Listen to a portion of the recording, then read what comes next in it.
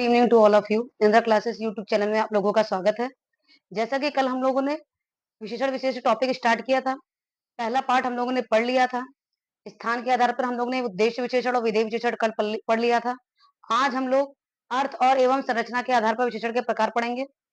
तो आप लोग कॉपी और पेन लेके बैठ जाइए। अगर आपको वीडियो अच्छा लगता है तो लाइक और सब्सक्राइब जरूर करिए। तो चलिए आगे बढ़ते हैं। अर्थ एवं संरचना के आधार पर विशेषण के प्रकार कितने प्रकार के होते हैं? 4 प्रकार के। जैसे मैंने ऐसे प्रॉपर नोट्स बनाई है तो आप लोग भी बना सकते हैं। अगर जो बच्चे नोट्स नहीं बनाना चाहते हैं तो ये नोट्स जैसे मैंने बनाया है ये मैं आपको पूरी पीडीएफ पूरी प्रोवाइड कर दूंगी टेलीग्राम चैनल पर। गुणवाचक विशेषण पहला, दूसरा संख्यावाचक, तीसरा परिमाणवाचक, चौथा सार्वनामिक विशेषण। अब हम लोग जो पहला है गुणवाचक उसके बारे में पढ़ते हैं। वे शब्द जो संज्ञा या सर्वनाम का गुण बताते हैं उन्हें हम लोग गुणवाचक विशेषण कहते हैं। गुणवाचक विशेषण क्या होता है? जो व्यक्ति के गुणों की बात करे, जैसे रंग की बात करे, आकार की बात करे, दशा की, गुण दोष, काल की, स्थिति की, रंग गंध बोधक, संज्ञा गुण बोधक, इन सब की बात अगर करता है तो वो गुणवाचक विशेषण में आता है। जैसे देखिए, रंग बोधक विशेषण क्या होते हैं?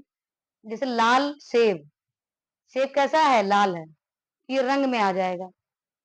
ठीक, तो जैसा कि पीली साड़ी, पीली साड़ी किसमें आएगी? पीली साड़ी कैसी है? पीली है, तो ये रंग रंग की बात हो रहा है। कपड़ा कैसा है? काला है, तो ये रंग बोधक की बात हो रही है। अब आकार, आकार कैसा होता है? चौकोर, गोल। जैसे रुमाल कैसा है? चौकोर है। चूड़ी कैसी है? गोल है, तो ये आकार की बात हो रही है। दशा में क्या होता है? दशा बोधक में बच्ची कैसी है? कमजोर है, उसकी दशा कैसी है? कमजोर है। लड़का कैसा है? मोटा है, मोटा पतला, ये सब दशा बोधक में आ जाता है। गुण दोष बोधक में क्या होता है कि लड़की कैसी है? उसके गुण की बात हो रही, सुंदर है। बच्चा कैसा है? प्यारा है। लड़की की, लड़की कैसी है? काली, मतलब इसमें गुण दोष दोनों की बात हो रही है। काल बोधक में जैसे बहुत चीजें पुरानी, जब मंदिर कितना है? मंदिर कैसा है? पुराना है। भवन कैसा है? नया है। तो ये हम लोग गुणवाचक के बारे में पढ़ रहे हैं, जो कि गुणवाचक को आपको इतना ही पढ़ना कि रंग, रंग के आधार पर, आकार के आधार पर, दशा के गुण, काल, स्थिति, रंग और संज्ञा और गुण, गुणबोधक के आधार पर हम लोग ने गुणवाचक के बारे में ऐसा पूरा पढ़ लिया है। अब हम लोग चलते हैं आगे। अब हम लोग आगे चलते हैं संख्यावाचक। संख्यावाचक विशेषण देखिए आप लोग। संख्यावाचक क्या होता है? जैसे संख्यावाचक क्या होते हैं? वे विशेषण शब्द जो संज्ञा या सर्वनाम की संख्या का बोध कराएं। संख्यावाचक विशेषण क्या होता है? जो संख्या का बोध कराते हैं। जैसे 100 नोट, नोट 100 नोट, ये क्या संख्या का बोध हो रहा है इसमें? 4 बच्चे, इसमें संख्या का बोध हो रहा है। पहली गाड़ी, पहली लड़की, या पहली गाड़ी, या दूसरी कार, तीसरी कार, चौथी कार, ये सब संख्या का बोध हो रहा है। 2.5 रुपए, ये सब संख्या के बोध हो रहे हैं। और आप संख्यावाचक विशेषण कितने के भेद कितने होते हैं? संख्यावाचक विशेषण के भी 2 भेद होते हैं, एक निश्चित संख्यावाचक और एक अनिश्चित संख्यावाचक। अब हम लोग निश्चित संख्यावाचक का देखते हैं। निश्चित संख्यावाचक विशेषण के भी 6 भेद होते हैं।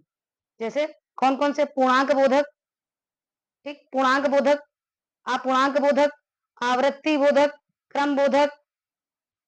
पहले हम लोग ये देखते हैं पूर्णांक बोधक में क्या होता है। पूर्णांक बोधक में 4, 4 आम, आम कितने हैं? 4 हैं, तो ये पूर्णांक का बोध कर रहा है। पूर्णांक मतलब आप समझते, जैसे 1, 1, 2, 3, 4 ऐसे होते हैं।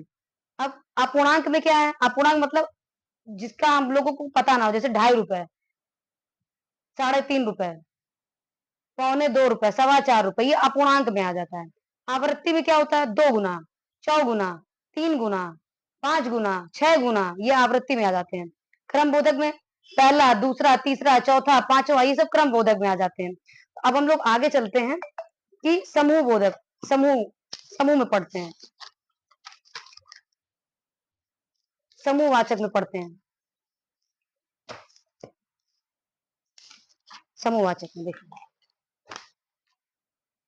जैसे समूह बोधक में आता है, समूह बोधक में चारों, आठों, तीनों, उसके बाद प्रत्येक बोधक आता है, हर एक, प्रत्येक, प्रत्येक बोधक में प्रत्येक दिया होगा और प्रति भी आएगा। ठीक, एक नोट करके लिखिए आप लोग। 2 निश्चित संख्यावाचक विशेषण मिलकर कभी भी निश्चित संख्यावाचक में बदल सकते हैं। कभी कभी निश्चित वाचक, दो निश्चित संख्यावाचक विशेषण मिलकर कभी कभी अनिश्चित संख्यावाचक में बदल सकते हैं। जैसे देखिए 40, 50, 40-50 ये अनिश्चित में आएगा। इसको हम लोग निश्चित नहीं कह सकते कि 40-50 निश्चित नहीं है कितना है, 40 है कि 50 है ये नहीं पता। लगभग 2-3 लगभग में आ गया तो यानी अनिश्चित है ये, कंफर्म नहीं है, लगभग में है ये। अब हम लोग परिमाणवाचक विशेषण के बारे में पढ़ते हैं। कितने बच्चे ऐसे हैं जो मेरा वीडियो पसंद कर रहे हैं और उसको लाइक और सब्सक्राइब कर रहे हैं? आपको वीडियो अच्छा लगे तो आप लाइक और सब्सक्राइब और शेयर जरूर करिएगा। परिमाणवाचक विशेषण परिमाणवाचक विशेषण कितने क्या होते हैं? जैसे वे शब्द जो संज्ञा के नाप तौल का बोध कराते हैं। परिमाण क्या होता है? देखो परिमाण जो नाप तौल का होता है और जो परिणाम होता है, देखो ये देखिए परिमाण और परिमाण और परिणाम में कंफ्यूज मत होइएगा। ये परिमाण है और जो एक शब्द आता है परिणाम, उसमें कंफ्यूज मत होइएगा। ये परिमाण है। परिमाण मतलब नाप तौल की बात होती है। परिमाण अधिकतर द्रव्यवाचक संज्ञाओं का होता है, जैसे 4 किलो चीनी, 4 लीटर दूध, तो ये हमारा परिमाण परिमाण में आ जाता है। दूसरा, अब हम लोग क्या पढ़ेंगे? परिमाणवाचक के भी प्रकार पढ़ेंगे। परिमाणवाचक कितने प्रकार के होते हैं? परिमाणवाचक देखिए कितने प्रकार के होते हैं। जैसे परिमाणवाचक परिमाणवाचक के बारे में पढ़ते हैं। परिमाणवाचक संज्ञा, परिमाणवाचक विशेषण दो होते हैं, एक निश्चित परिमाणवाचक और एक अनिश्चित परिमाणवाचक। ठीक, तो निश्चित के देखिए उदाहरण, 5 किलो चीनी, ये निश्चित है कि 5 किलो चीनी लानी है, 2 किलो चीनी लानी है, 3 लीटर दूध लाना है, 2 किलो आलू लाना है, ये निश्चित में आ जाता है। और अनिश्चित में क्या होता है? आधा बोरी चावल, आधा बोरी चावल निश्चित अनिश्चित है, ये पता नहीं कितना आधा बोरी चावल लाना है, थोड़े चावल लाने, बाल्टी भर दूध, थैला भर आलू, थैला भर आलू, तो ये सब अनिश्चित में आएंगे। इसको हम लोग अनिश्चित में काउंट करेंगे। ध्यान से आप लोग देख लीजिए और ऐसे प्रॉपर नोट्स बनाइए आप लोग भी। अब आता है सार्वनामिक विशेषण, ये सबसे इंपॉर्टेंट है और इसको संकेतवाचक विशेषण भी कहते हैं। इसका भी परिभाषा देखिए, वे सर्वनाम शब्द जो संज्ञा से पहले लगकर विशेषण का कार्य करते हैं सार्वनामिक विशेषण कहलाते हैं। जैसे एग्जाम्पल देखिए, मेरी माँ बहुत प्यारी है, मेरी माँ बहुत प्यारी है। अगर आप लोग को ये आंसर आता है तो आप लोग कमेंट में लिख सकते हैं, मेरी माँ बहुत प्यारी है। तो माँ क्या है? माँ संज्ञा है और मेरी क्या है? सार्वनामिक। सार्वनामिक मतलब होता है सर्वनाम, जैसे मेरा, मेरी, तुम्हारा, तुम्हारी, मैं, तुम, वह, ये सब सर्वनाम होते हैं। तो ये संज्ञा के जो पहले प्रयोग हो वो सार्वनामिक विशेषण होते हैं। ठीक, दूसरा क्या है? वह बहुत वह बहुत अच्छी है, ये भी सर्वनाम आ जाएगा। ठीक, अब जैसे मेरा घर बरेली में है, मेरा घर बरेली में है, तो मेरा क्या है? मेरा सार्वनामिक है, सार्वनामिक विशेषण में आएगा। और घर क्या है? संज्ञा है, तो मेरा घर बरेली में है, तो घर क्या है? संज्ञा, संज्ञा के पहले क्या है? सर्वनाम, तो ये सार्वनामिक विशेषण कहलाएगा। तो जैसे कोई सार्वनामिक विशेषण का उदाहरण पूछ लेता है तो आप लोग इसको देख लीजिए प्रॉपर अच्छे। सार्वनामिक विशेषण बहुत ही ज्यादा इंपॉर्टेंट है, ये बहुत पूछा गया है पेपरों में। आप प्रीवियस पेपर उठा के देखिए घटना चक्र, तो उसमें ये पूछा गया है। अब घर में 4 कमरे हैं, अब ये बताइए घर में 4 कमरे हैं, ये कैसे सर्वनाम हो जाएगा? क्योंकि घर में 4 कमरे हैं, इस कमरे इसमें सर्वनाम है, क्योंकि घर में एक साथ लिखा हुआ है, इसलिए इसमें सर्वनाम होगा। अब सार्वनामिक विशेषण के भी 2 भेद होते हैं। कौन कौन से? एक होता है मौलिक सार्वनामिक और एक होता है यौगिक सार्वनामिक, ये भी पूछा जा चुका है, तो इसको भी ध्यान से देख लीजिए। मूल, पहला क्या है? मूल सर्वनाम। मूल सर्वनाम यानी जो पहला वर्ड होता है, जैसे यह, वह, ये मूल होते हैं। जैसे वह घर जाती है, वह, जैसे मेरा घर बरेली में है, तो ये मूल है ना मेरा।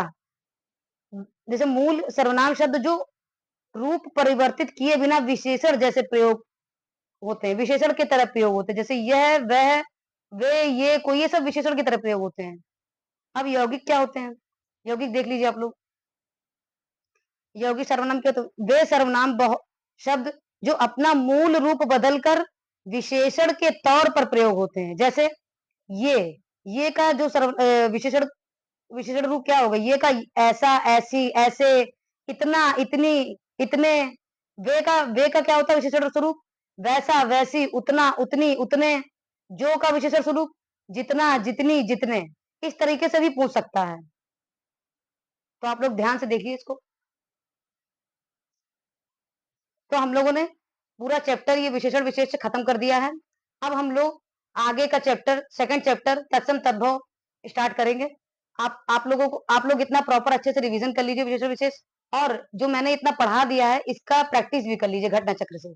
आई होप आप लोग ने इसको रिवीजन भी किया होगा पिछला, और एक बार और अच्छे से रिवीजन करके घटना चक्र का प्रीवियस ईयर पेपर लगा लीजिए। अगर आपको वीडियो अच्छा लगे तो लाइक करिए, सब्सक्राइब करिए और शेयर करिए। Thank you.